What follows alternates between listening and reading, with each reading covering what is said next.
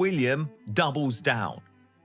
According to multiple sources, it's now a matter of when, not if, he strips Prince Harry and Meghan Markle of their royal title. Harry and Meghan Markle are going to have no role when Prince William becomes king, and he's already planning this. And when you do that, whether you like it or not, you are representing the monarchy, and there are some rules that you have to abide. Forget those headlines claiming Meghan has 90 days after King Charles dies. We looked into it, and there isn't any law saying 90 days. There's no constitutional deadline, no legal countdown, and no official rule we could find that creates that timeline. But there is a real number, and it's even more surprising. In October and November 2025, the British monarchy went through this exact type of process with another member of the royal family, and the dated government records show exactly how long it took. It will be active. It won't just be, I'm ignoring this. It will be, your titles are stripped, you are gone, you are banished. He doesn't even want Harry at his coronation. From the palace's public announcement that a title removal process had begun to the dated legal document officially removing those titles, only 4 days passed. From the very first public statement, saying the titles would no longer be used to the final legal completion published in the UK's official government record, it took 17 days. Not 90! 17 days! Count them for yourself! And by the 15-minute mark, you'll see another number that almost nobody is talking about. A 6-month gap in Archie and Lilibet's title history that still hasn't been publicly explained. It's been sitting in the public record since 2022. By the end of this video, you'll know something most channels haven't clearly laid out. The documented speed of this legal process, the unresolved question of whether a second legal instrument was ever issued for the Sussex children, and exactly which royal powers can move within days and which ones legally cannot. No guessing, no rumours, just what's recorded in the Gazette. So why does this matter right now? Because the process we're about to examine isn't just a theory anymore. It was recently used with a real member of the royal family, and the official paperwork is available for anyone to read. First, let's build the legal foundation, because this is where a lot of coverage gets it wrong. Most royal titles are not created through an Act of Parliament. Most royal titles aren't created or removed by an Act of Parliament. Instead, they're handled under something called the royal prerogative. Will strip Prince Andrew along with all other non-working royals of their HRHs and princely titles when he ascends to the throne. Meghan and Harry will see their dukedoms and HRHs formally revoked, according to the Daily Beast, by Prince William. These are powers recognized by the courts as belonging directly to the monarch. The legal document used is called letters patent. It's a centuries-old process that doesn't require a vote, a committee, a public hearing, or a mandatory waiting period. The monarch authorizes it. The Lord Chancellor prepares it. And once it's published in the Gazette, the UK's official public record, it takes legal effect. Here's why that matters. If this legal instrument can change a title in just a matter of days, then the idea that the institution always moves slowly deserves a closer look. Based on the publicly documented process we're discussing, the official record shows that some royal actions can move much faster than many people expect. It's also important to be clear about what this video is, and what it isn't. Public updates about King Charles have described his cancer treatment as continuing in what palace sources have called a precautionary phase, and reports have said he's responding well. This isn't a video predicting anyone's death. I just had this conversation about Harry and Meghan. I think I was talking to Fox News, and I said, they might not think the rules apply to them, but they are insisting on using titles from the British royal family. It's an explanation of a constitutional process using a recent publicly documented example to show how that mechanism works. Now let's go through that example one date at a time. This is the first major reveal, the 4-day document trail. The timeline is what makes this story so interesting. According to the timeline being discussed, on October 17th, 2025, Andrew Mountbatten Windsor publicly stated that he would no longer use his titles. Then, on October 30th, 2025, Buckingham Palace announced that the king had started a formal process concerning the style, titles, and honours associated with Prince Andrew. That same day, according to the timeline, a royal warrant also removed him from a peerage-related role, with the palace stating the decision took effect immediately. Then, on November 3rd, 2025, letters patent were dated. The wording published in the Gazette stated, The king has been pleased by letters patent under the Great Seal of the Realm, dated the 3rd of November 2025, to declare that Andrew Mountbatten Windsor shall no longer be entitled to hold and enjoy the style, title, or attribute of Royal Highnesses and the titular dignity of Prince, November 5th. The document is published, making the process legally complete. Count the days for yourself. If I were them, I would grow up and I'd think, oh my God, like, you stole the opportunity for me to live history. You stole the opportunity for me to meet and spend time with the greatest monarch that has ever lived in Queen Elizabeth II. From October 30th to November 3rd, only 4 days passed between the palace's public announcement and the dated legal instrument. The next morning, Downing Street responded with a brief statement. We fully support the decision taken yesterday by the palace. There was no parliamentary debate, no court case, and no public appeals process connected to that step. 4 days. That's how quickly this process moved in that publicly documented case involving an adult whose public standing had already changed. But the next part of the story is much less straightforward. When the discussion turns to children and royal titles, the timeline becomes far more complicated, and an important question remains unresolved. Here's the second major revelation. The question that still hasn't received a clear public answer. On September 8th, 2022, Queen Elizabeth II died, and Charles immediately became king. Under the 1917 letters patent issued by King George V, the style of prince or princess applies to certain male-line grandchildren of the reigning monarch. Because Archie and Lilibet became grandchildren of the reigning monarch at that moment, the palace's public explanation was that they became entitled to those titles automatically, without the need for new paperwork. That has been the stated position. But a separate question was later raised publicly by a royal correspondent, and it has continued to attract attention. When the titles were publicly used in 2023, Daily Mail diary editor Richard Eden wrote, "My understanding was that King Charles needed to issue letters patent before they were allowed to do so. Has His Majesty done this? That question stands out because it appears to point in a different direction. You may already see the issue." One interpretation says the 1917 letters patent operated automatically, with no new legal instrument required. Another interpretation, reflected in the journalist's question, suggests that fresh letters patent may have been needed. Those are two different readings of the process. So which interpretation is correct? Based on publicly available records, there has not been a definitive public clarification resolving that specific question. A review of the public record compiled as recently as December 2025 indicates that the issue remained publicly unresolved. Here's where things become even more interesting. Based on reviews of publicly available sources, there is no widely available document confirming that new letters patent were issued specifically to change the children's status beyond the 1917 rules. At the same time, there is also no public document explicitly stating that no new instrument was ever needed. What remains is an unanswered question that, based on the public record, has never been fully clarified. That's a legal uncertainty connected to the children's titles that continues to draw attention. The next revelation focuses on the 6 months that followed, and why that timeline has raised so many questions. If the titles truly became effective automatically when Charles became king on September 8th, 2022, some observers expected the royal family's official website to reflect Prince Archie and Princess Lilibet soon afterward, just as other royal title changes were updated during that period. But here's what happened instead. The line of succession and the new monarch's titles were updated quickly after Queen Elizabeth II's death. However, Harry and Meghan's children continued to be listed as Master and Miss Mountbatten Windsor, not Prince and Princess. It's certainly possible, but look, William has absolutely no intention of allowing Archie and Lilibet back into the fold. At the moment, based on where his head is at, all of their HRH titles will be stripped.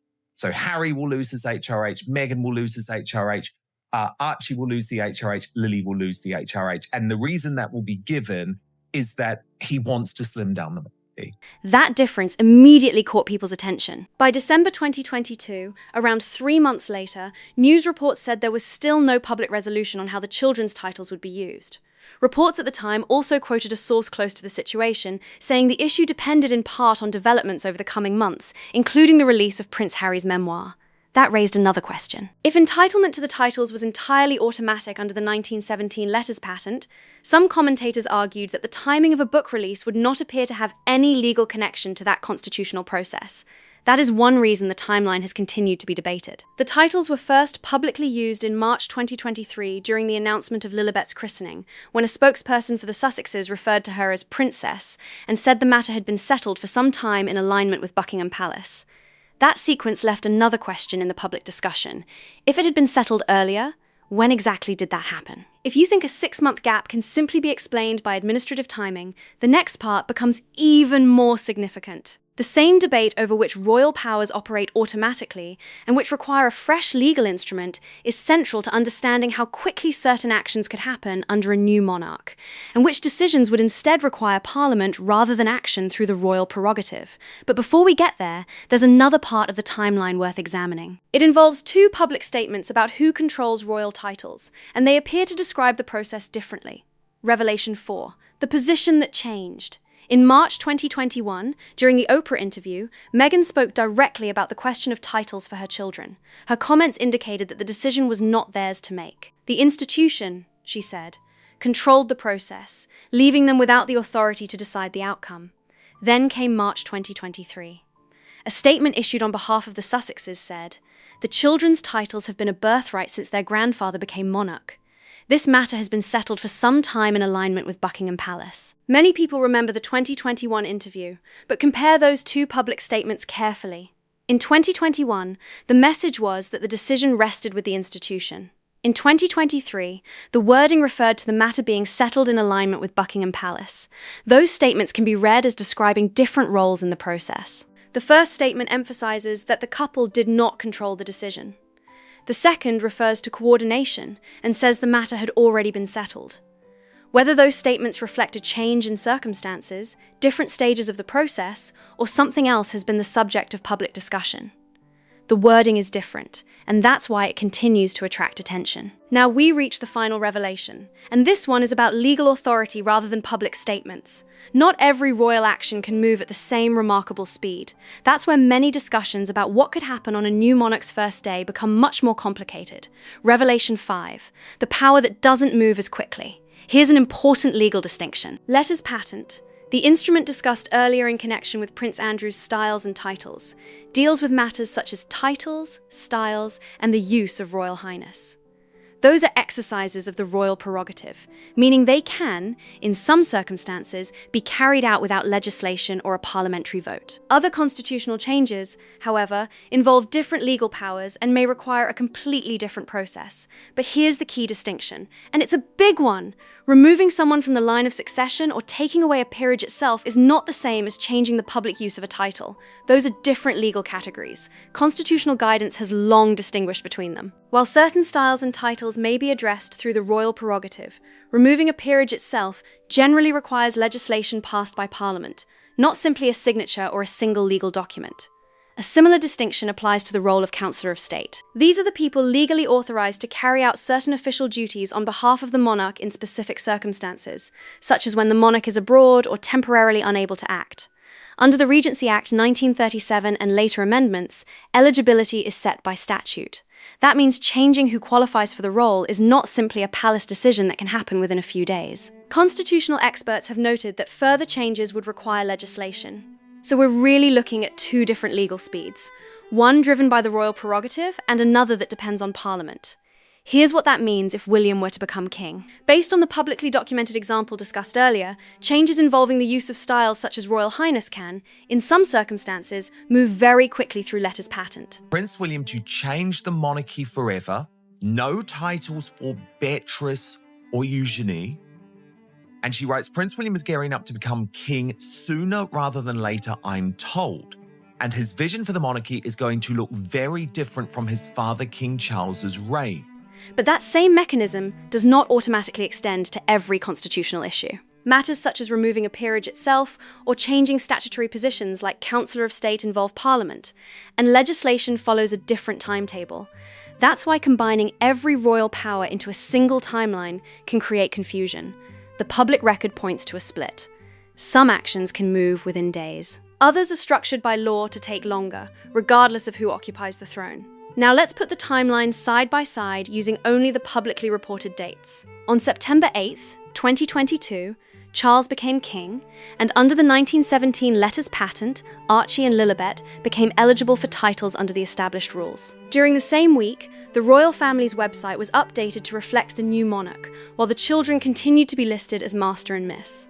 By December 2022, reporting indicated that questions surrounding the public use of the titles had not yet been fully resolved, with reports linking the timing to the upcoming release of Prince Harry's memoir. Then, in March 2023, during the announcement of Lilibet's christening, the Sussex's spokesperson publicly used the title Princess for the first time. The statement described the matter as having been settled for some time. Then, in April 2023, a working royal correspondent publicly asked whether the necessary legal instrument had ever been issued. No public, on-the-record answer followed. That question has continued to be part of the public discussion. Now compare that with the timeline involving Andrew Mountbatten-Windsor. On October 17, 2025, he announced that he would stop using his titles. On October 30, 2025, Buckingham Palace announced a formal process concerning his titles and styles. That same day, a royal warrant removed him from a peerage-related role with immediate effect, and his departure from Royal Lodge was confirmed during the same period. On November 3, 2025, the letters patent were dated. On November 5, 2025, they were published in the Gazette, completing the legal process. The timeline continued into February 2026, when Andrew returned Norway's Grand Cross of the Order of St. Olav. Around the same time, New Zealand confirmed that a medal awarded in 1990 had been cancelled the previous December following advice and at the direction of King Charles III. Looking only at the timelines, the contrast is striking.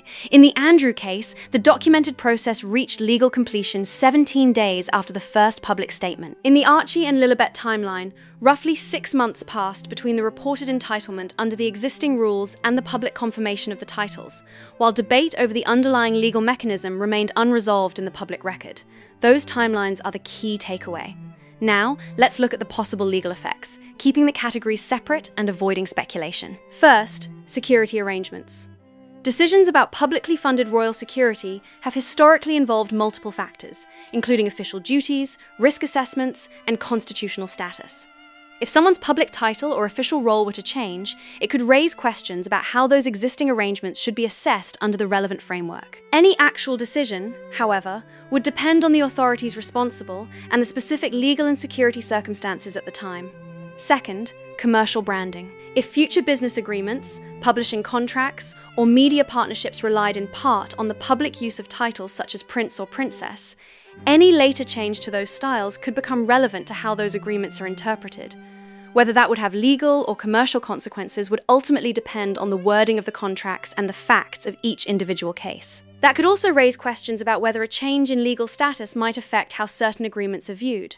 If a contract relied on a particular royal style or status as part of its commercial value, and that status later changed, the parties might need to consider what impact, if any, that is under the terms of the agreement. The answer would depend on the specific contract and the applicable law.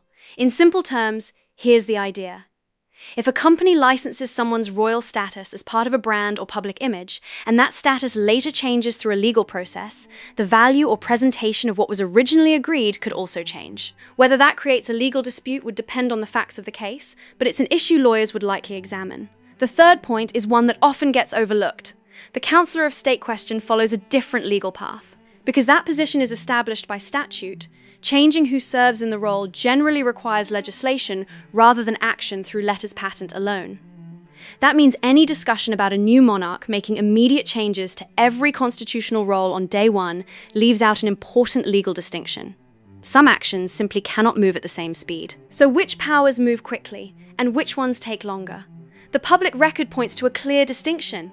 Changes involving certain titles and styles can, in some circumstances, be made through the royal prerogative using letters patent, as illustrated by the publicly documented Andrew timeline discussed earlier. By contrast, changes involving peerages or statutory offices operate under different legal rules and generally require Parliament. There is no single constitutional countdown that applies to every royal power.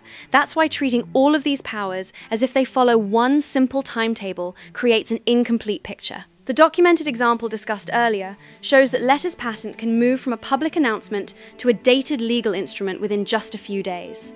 By comparison, the public confirmation of Archie and Lilibet's titles unfolded over roughly 6 months. Those are 2 different timelines, involving different legal questions, and understanding that distinction is the central point of the record. And one more detail stands out. A working royal journalist publicly asked whether the legal instrument in question had ever been issued, and there has been no public, on-the-record answer to that specific question. On one side of the timeline, a documented process reached legal completion in just 4 days. On the other, roughly 6 months passed before the public confirmation of 2 children's titles. Same institution, same monarch, but 2 very different timelines. So here's the question I'd like you to think about. If the 1917 letters patent made the titles automatic, with no new legal instrument required, what explains the gap before the titles were publicly confirmed? And if a new legal instrument was required, has any publicly available document confirmed that it was issued? Those are questions that continue to be discussed because the public record has not provided a definitive answer. Don't tell me what you believe. Don't tell me what you've heard. Tell me what you actually found in the public record. If you enjoyed this breakdown and want more fact-based deep dives into royal history, constitutional questions, and the official documents behind the headlines, make sure you like this video, subscribe to the channel, and turn on notifications so you don't miss the next one. And I'd really like to hear your thoughts. Leave a comment below with the documents or sources you think are most relevant to this discussion. Let's keep the conversation focused on the evidence.